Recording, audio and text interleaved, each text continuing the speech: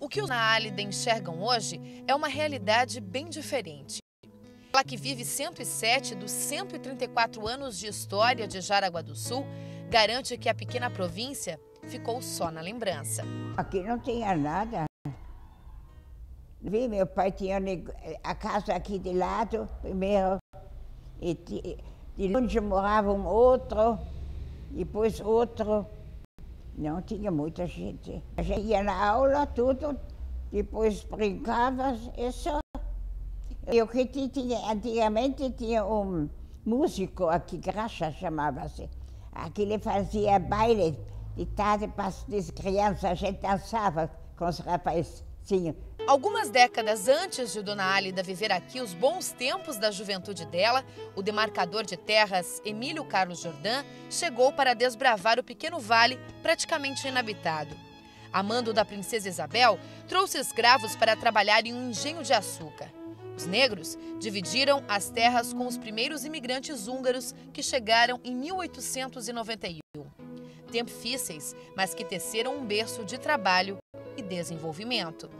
O restante do município de Jaraguá foi colonizado, ou seja, eram imigrantes ou descendentes de imigrantes que estavam na região de Joinville e Blumenau, que posteriormente vieram residir em Jaraguá. Muitos, é lógico, que vieram já com alguma qualificação, porque já tinha passado a Revolução Industrial na Europa, tudo, então essas pessoas elas vinham com uma qualificação melhor.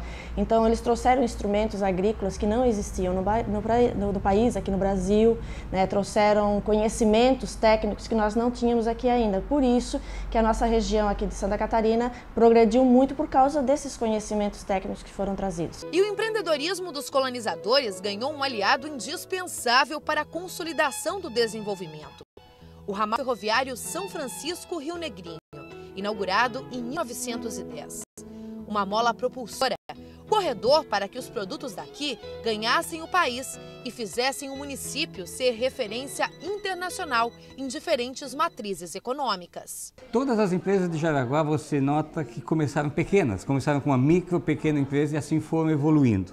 Mas isso acho que é a característica do nosso povo, como você falou, notadamente o nosso povo, antes dos anos 60, era essencialmente mais agrícola. Então pessoas acostumadas ao trabalho pesado, ao trabalho do campo. E essas pessoas começaram a migrar, a ser absorvidas pelas indústrias, então elas vieram com essa característica justamente de trabalho. 134 anos após a fundação, Jaraguá do Sul cresceu como todo município brasileiro. Quem viveu esse progresso garante que aqui ele andou a passos largos. A cidade é um dos municípios brasileiros que mais cresce no país. E o resultado não poderia ser outro, senão qualidade de vida a conterrâneos e uma nova oportunidade para quem escolheu o Vale como um novo lar. O Ivani foi amor à primeira vista.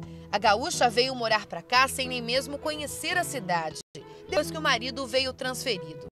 A cidade logo deu lugar a uma paixão que já dura 14 anos. Quando a gente desceu o morro e de repente se deu com essa cidade linda, a gente respirou aliviado, assim, com o coração eufórico. Nossa, mas ela é linda. O que chamou a atenção de saída foi a questão da limpeza da cidade, né? A organização de toda a sociedade que tem aqui em Jaraguá, que não é muito comum pelo país, né? De coração, se alguém me pergunta de onde eu sou Jaraguá, né? Eu não sou mais. Tenho gaúcho, a minha descendência, o meu nascimento do Rio Grande do Sul como uma coisa muito boa, né? Mas eu amo Jaraguá do Sul. Mas progresso econômico e a qualidade de vida clamam por espaço. O preço de ser o terceiro município que mais exporta no estado é a mobilidade que já beira o caos.